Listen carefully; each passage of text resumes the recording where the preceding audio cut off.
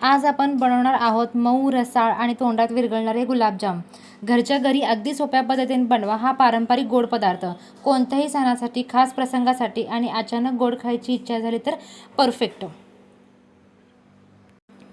या व्हिडिओमध्ये तुम्हाला स्टेप बाय स्टेप संपूर्ण रेसिपी दाखवली आहे। बिगिनरसाठीही अगदी सोपी। तर चला रेसिपीला सुरुवात करू। हे मी अर्धा किलोचं गुलाबजामचं पॅकेट घेतलेलं आहे। 1 वाटी गव्हाचे पीठ आणि 100 ग्रॅम मी खवा घेतलेला आहे। मी खवा थोडासा हे करून घेतो, मळून घेतो। आताच फ्रीजमध्ये काढला त्यामुळे थोडासा घट्ट आहे, त्यामुळे थोडासा हा सॉफ्ट करून घेते मी। बंद कर।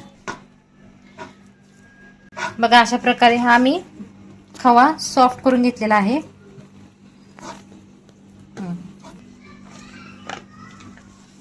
आता ह्यात मी हे गुलाबजामचं प्रीमिक्स टाकलेलं आहे।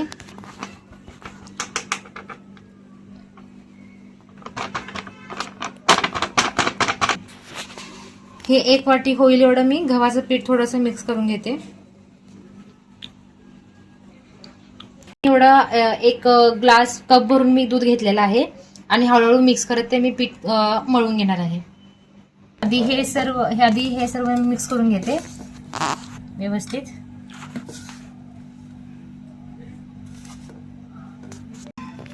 आता मी हे थोडे थोडे दूध मिक्स करून घट्टसर मळून घेणार आहे।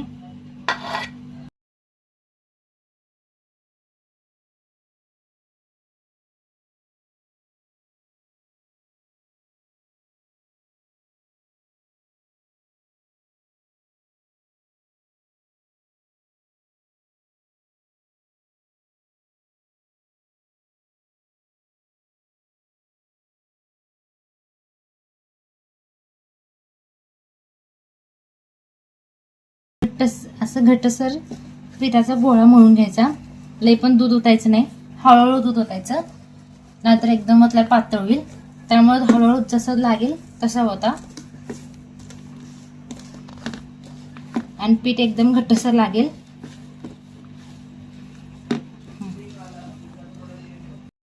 हे बघा असं मी घट्टसर पीठ मळून घेतलेलं आहे। हे आता आपलं पीठ तयार आहे, कणिक तयार आहे गुलाबजामची। आता मी थोडंसं तूप घेते साईडला। बघा असं थोडंसं हाताला लावते आणि थोडंसं त्याला लावून घेते।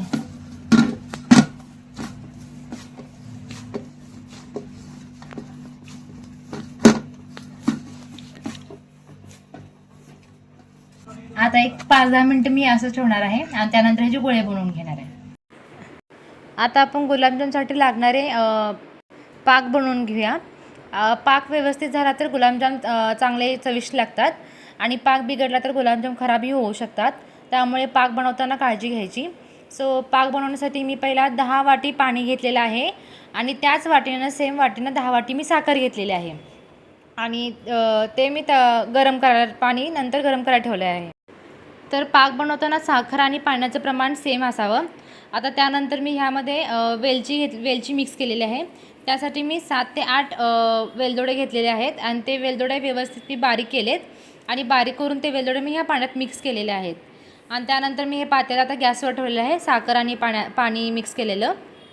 आणि तर काही जण पाक चेक करताना तार आहे का नाही, तार असेल तर पाक व्यवस्थित आहे असं चेक करतात, पण मी काय तसं चेक करत नाही। मी कायम साखर आणि पाण्याचं प्रमाण सेम ठेवते, त्यामुळे माझा पाक कायम व्यवस्थित होतो।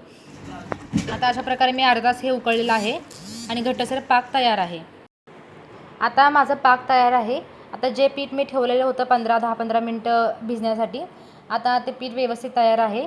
आता मी हाताला तूप लावते आणि तूप लावून गोळे बनवायला सुरू करते।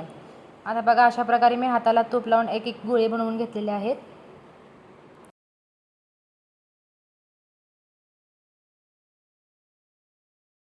अशा प्रकारे हाताला मी तूप लावून हे गोळे बनवून घेतलेले आहेत। बघा अशा प्रकारे मी गोळे बनवले आहेत। ह्या गोळ्यांना अशी चीर नाही पडायला पाहिजे, असे प्लेन गोळे व्हायला पाहिजे। बघा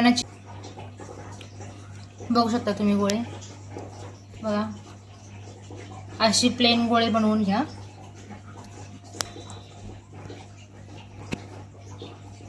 आहेत. तर अशा प्रकारे आपले सर्व गोळे तयार आहेत. चला आता आपण फ्राय करायला घेऊया. तेल तापवायला ठेवलेलं आहे. आता मी थोडंसं तुकडा टाकून बघते तेल तापले का नाही. तर बघा आपलं तेल कडक तापलेलं आहे. आता मी ह्यात गुलाबजाम टाकणार आहे.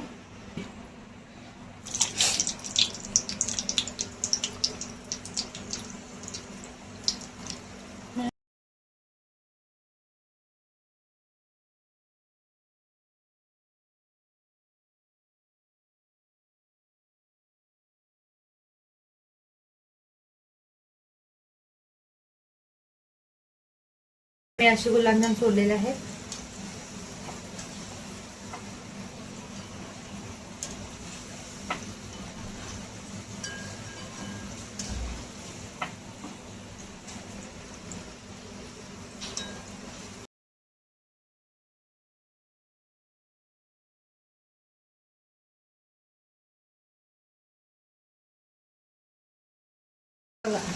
आता हे गुलाबजाम आपले भाजून तळून तयार आहेत.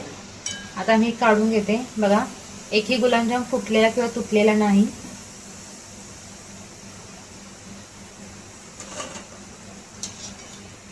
बघा अशा प्रकारे मी गुलाबजाम काढून घेतलेला आहे.